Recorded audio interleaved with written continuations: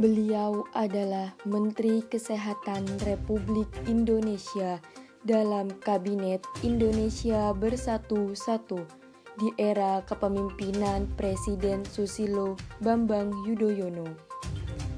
Perempuan yang dikenal sebagai ahli jantung ini pun kemudian dipercaya sebagai salah satu anggota Dewan Pertimbangan Presiden dari 25 Januari 2010 hingga 20 Oktober 2014.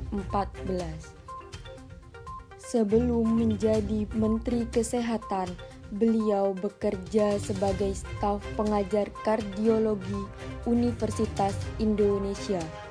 Setelah itu, selama 25 tahun, beliau menjadi ahli jantung di Rumah Sakit Jantung Harapan Kita.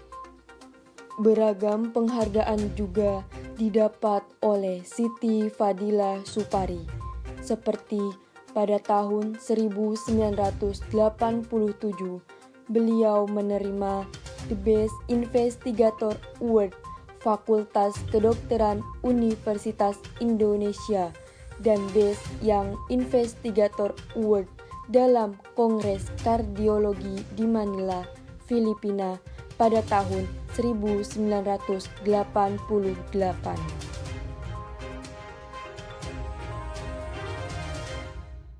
Beliau juga mendapatkan penghargaan The Best Investigator Award Konferensi Ilmiah tentang Omega 3 di Texas, Amerika Serikat pada tahun 1994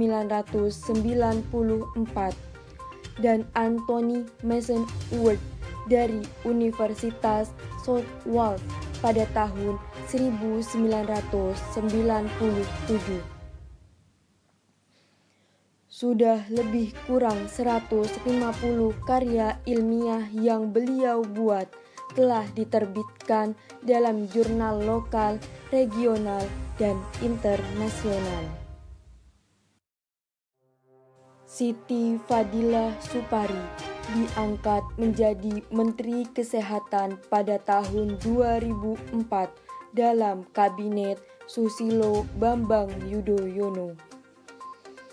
Pencapaiannya saat menjalani masa sebagai Menteri Kesehatan Republik Indonesia di Kabinet Susilo Bambang Yudhoyono terbilang progresif dan dianggap sukses menangani urusan kesehatan serta menjalin kerjasama dengan negara lain untuk menekan penyebaran wabah flu burung dan flu babi.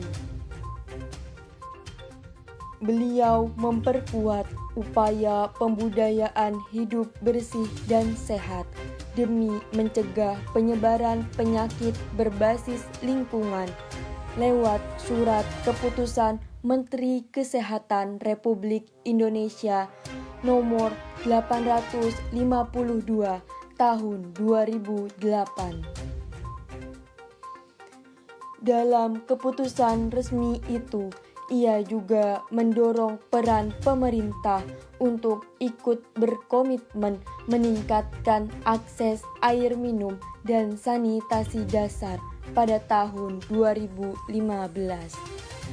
Di bawah kepemimpinannya, Kementerian Kesehatan berhasil mengantisipasi meluasnya wabah flu burung dan menurunkan harga obat eceran tinggi saat itu. Bagaimana program kesehatan publik jaminan kesehatan masyarakat Jamkesmas bisa melayani publik tanpa dipungut iuran apapun, sehingga dana kas negara diakuinya terkumpul dan tercatat rapi senilai 51 triliun. Siti Fadila Supari membuat Indonesia jadi sorotan internasional setelah menggalang dukungan negara-negara lain untuk menggugat Organisasi Kesehatan Dunia WHO terkait penanganan wabah flu burung H5N1 pada 2005. Siti Fadilah melawan dengan tidak mengirimkan spesimen virus yang diminta WHO. Beliau tidak terima penanganan wabah harus mengikuti standar GISN karena tidak transparan dan beresiko dijadikan sebagai komoditas monopoli perdagangan vaksin. Upaya Siti Fadilah membongkar dugaan konspirasi bisnis kesehatan dunia telah dituangkan ke dalam buku Saatnya Dunia Berubah yang dirilis pada tahun 2008. Buku tersebut berujung kontroversi dan menuai protes dari petinggi-petinggi WHO dan Amerika Serikat. Fahri Hamzah, seorang politikus, pernah membahas dalam Twitternya mengenai jasa Siti Fadilah mengurusi masalah kesehatan Indonesia. Ia menganggap Siti Fadilah telah berpengalaman menghadapi masalah kesehatan di Indonesia. Terlebih, Siti Fadilah berani mengkritik tindakan WHO saat menghadapi wabah flu burung. Menurut Fahri, Siti Fadilah menjadi korban karena membongkar konspirasi WHO dan Amerika Serikat dalam bukunya itu. Dalam video podcast Deddy Corbuzier mengenai ramalan Bill Gates soal pandemi, Siti Fadilah mengatakan bahwa ada sesuatu yang aneh menurutnya. Beliau ikuti Bill Gates di forum ekonomi di Davos, Swiss. Di sana, Bill Gates jadi pembicara utama. Di situ, Bill Gates menggebu-gebu bahwa nanti akan ada pandemi. Anehnya, Bill Gates mempersiapkan vaksin. Setelah usahanya untuk menangani virus flu burung, Siti Fadilah diduga terlibat kasus korupsi. Siti Fadilah divonis 4 tahun penjara pada 2017.